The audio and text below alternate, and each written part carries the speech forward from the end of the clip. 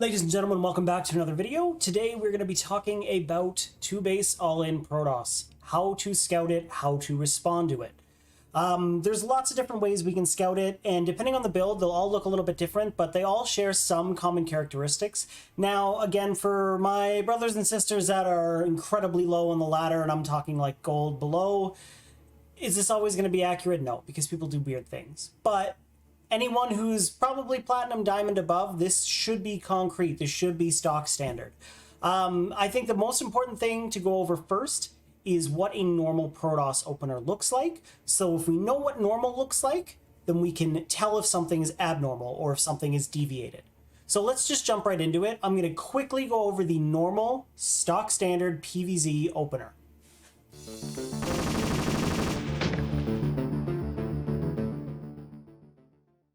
Okay, so we're just jumping right into this. This is just versus computer, you know, nothing special.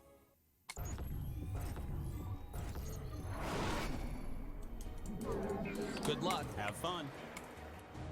So the normal PVZ opener.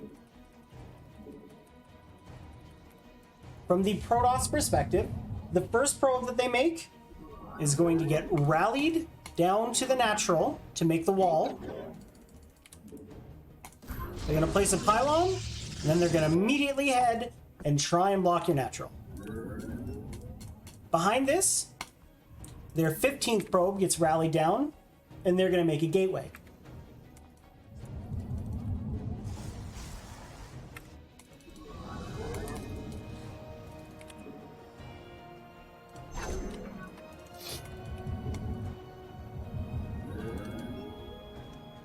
So that probe comes up here. This is why we 16 hatch, because this will be blocked.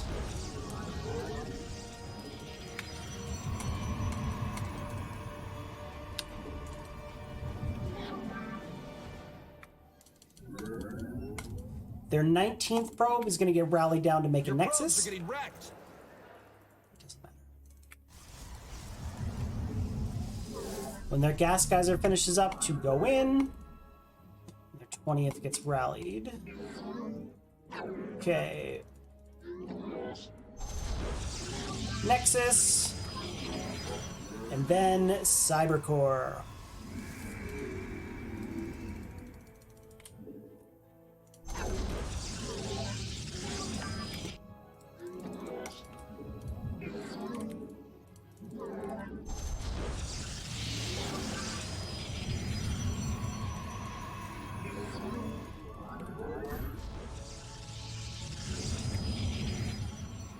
$21 gas, 22 pylon. I understand this is really long and convoluted. Do we really need to know all of this in depth? No, but this is what it looks like. When this gas finishes up, now as soon as the Cybercore finishes, I actually was a little bit late on my gas, so I apologize for that. But rather than starting a unit or warp gate, they're gonna get Stargate first, then it's gonna be Adept, then it's gonna be warp gate. Now, unless they scout a 12 pool, this first Adept that they make is rallied right across the map, and the second Adept that they're going to make plugs the wall. I gotta go to the bathroom. That is the stock standard macro PVZ opener. So anything aside from that, we can't exactly say is all in or cheese, but that's what a standard opener looks like. So if we see that, we can take a breath. We at least know that nothing crazy is coming our way immediately. So now that we know what standard looks like, let's go over what a few 2-base all-in giveaways look like. Now, I'm going to apologize in advance. I don't have anyone today to help me out, so I'm going to have to do this by myself, and we'll just go into the replays, and I'll show you the dead giveaways. Again, I'm sorry. I normally like to do this live with people, because it makes it a little bit easier to see, but I don't have anyone helping me out. So without further ado, we'll jump right in, and let's talk about the giveaways.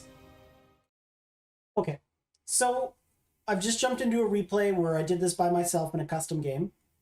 We're going to look at it, and I'm going to ask you what seems off about this. This is just a little test. There's a couple big giveaways here. Just take a second What seems wrong about this picture?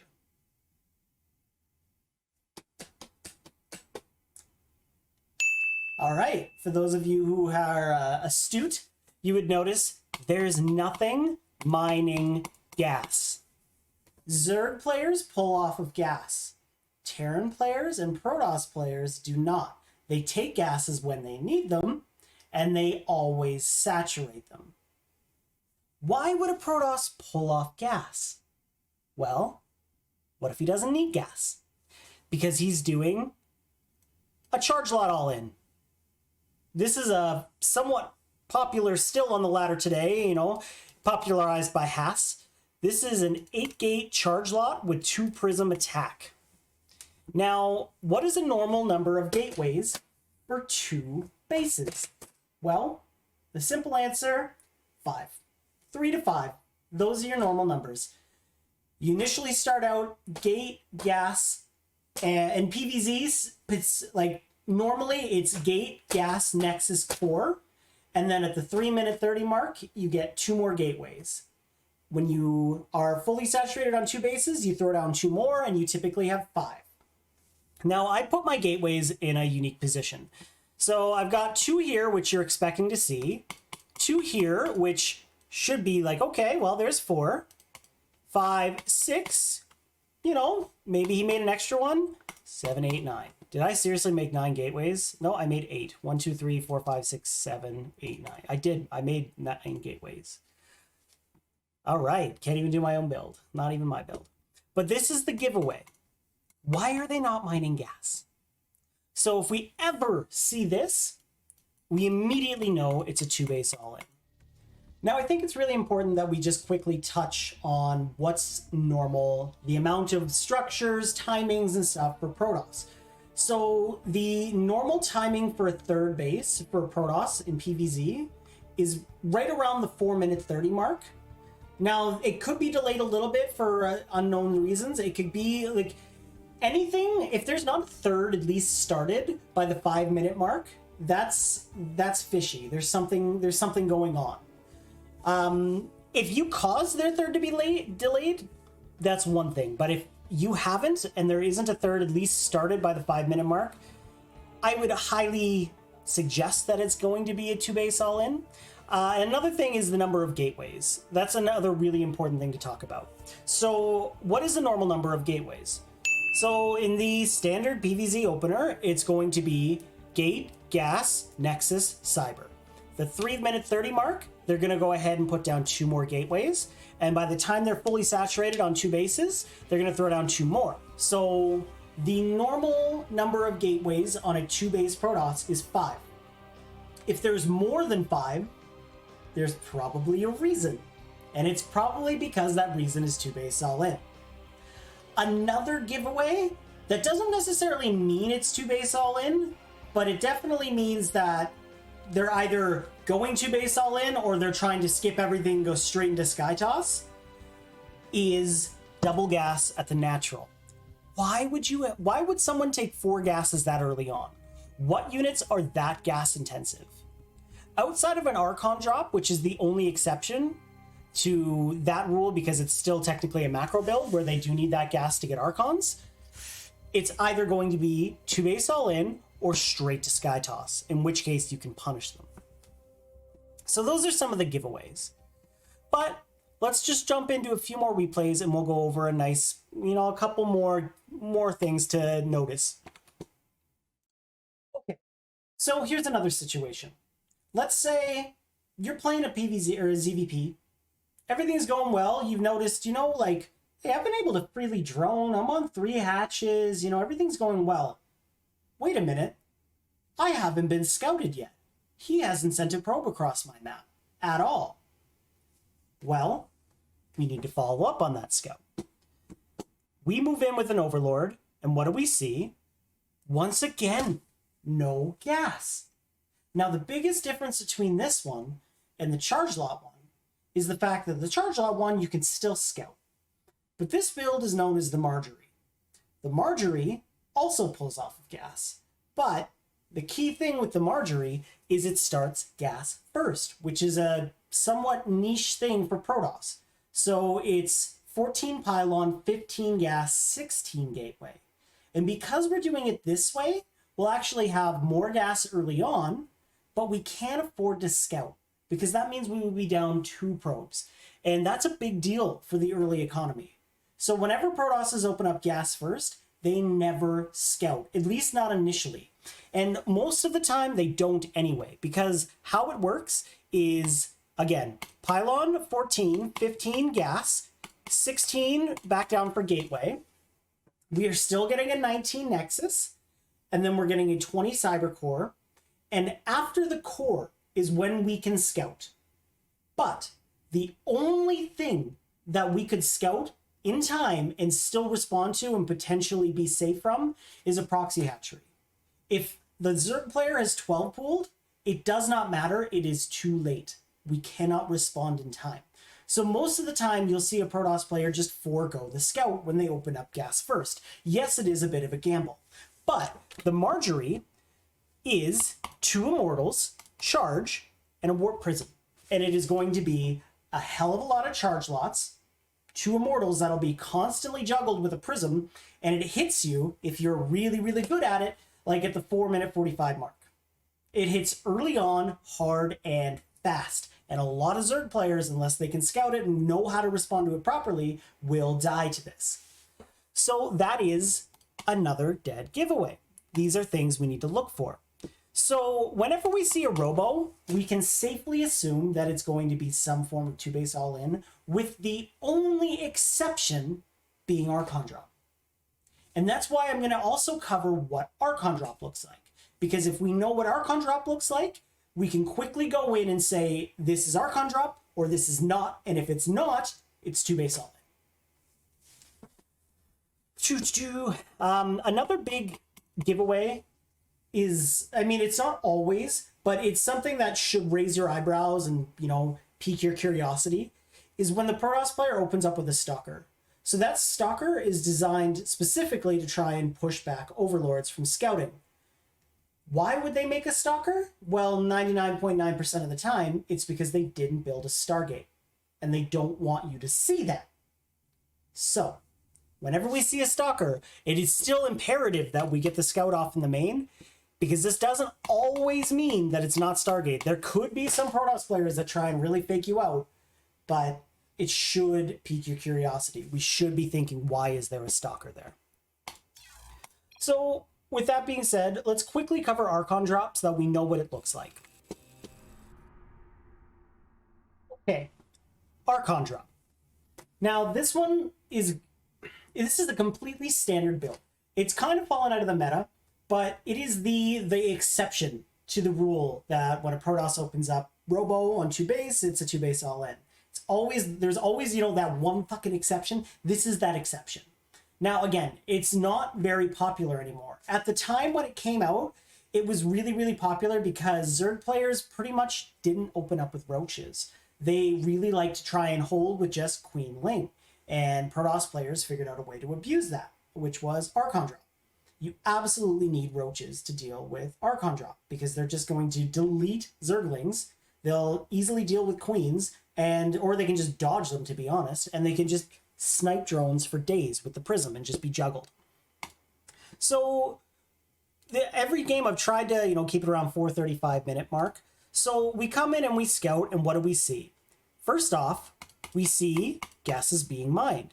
Another thing is we also see gases on the natural. Now, you might not see them fully saturated, depending on the kind of Archon Drop they're going for. There's 2 main kinds. Well, there's only 2. There's Dark Templar, which is like the classic. So they'll initially drop 4 DTs, get what damage they can done, and as soon as there's detection, pick them back up, morph them into Archons, and then the Archon Drop starts. The second one is the adaptation where they do High Templar. So the High Templar one hits a couple seconds later.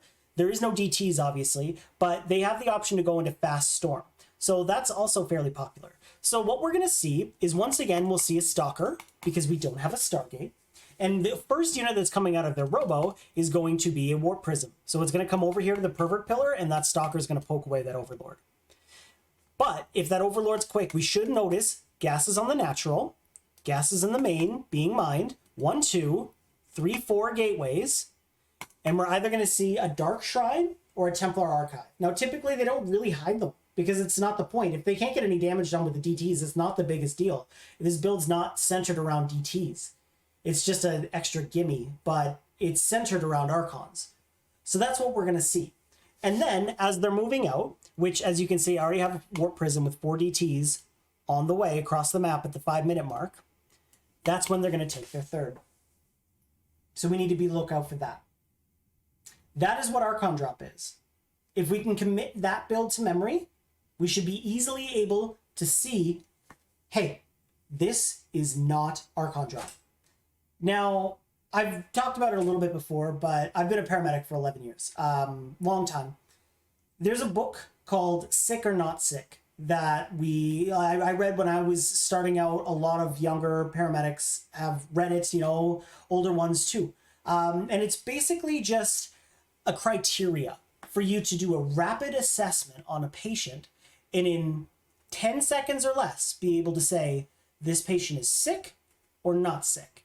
And it's based off of just purely rapid criteria. Now, is it an exact science? No. Are you going to get like a diagnosis or something? God, no. But in that 10 seconds, we should be able to look at just a handful of things and quickly know, does this patient look sick? Are they presenting signs and symptoms of any sort of illness or unwellness? Or are they not? Are they okay? And that's what I'm shooting for. I want you guys to be able to quickly come in and go, Stalker, 2 gas, Archon drop. Or we don't see this, we come in and we go, nothing mining gas, Robo, 2 base all in. That's what we're looking for. All right, moving on. Okay, so when we're talking about scouting 2 base all-ins from Protoss, there is something else we do have to throw in the mix, something we always have to consider. And that's going to be, are they 2 base all-inning us, or are they going straight to Sky Toss? This is something that has been around for a long time, especially versus Zerg. A lot of Protoss players in like Diamond and below will try and skip absolutely everything to just get straight into carriers. Why? Because if they're allowed to do so, they usually win the game.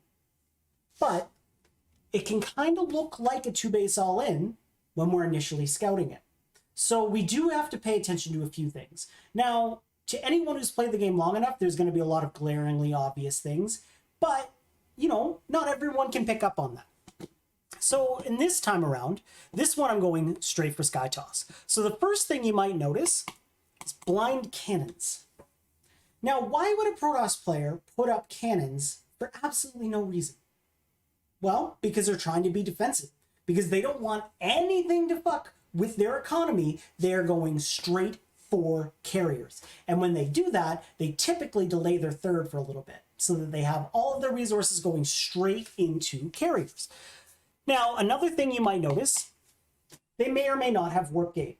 A lot of the time, if they are truly going straight for air, they will actually skip their warp gate for quite a while. Not until they're getting storm will they even bother with it, because they're going to get +1 air.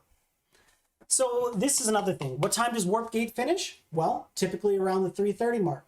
Now, this is at the 5-minute mark. Warp gate should absolutely be done, but it's not. And remember, this isn't a couple patches ago. We don't have to morph our gateways anymore. They do it automatically. So unless he transformed it back, warp gate's not done. Another thing you're going to see, double gas on natural, no third, and then 2 Stargates. So that's a big giveaway. The only macro build, like I said, there's always one goddamn exception to everything, right? The only macro build that has 2 Stargates is 2 Stargate Phoenix, which is not that popular anymore. So we don't really have to worry about it. But as you can see, there's Void Rays, not Phoenixes. So why would he have 2 Stargates? Well, make sure we have Enable Enemy Unit Selection enabled. And what do we have? A Fleet Beacon at the 5-minute mark.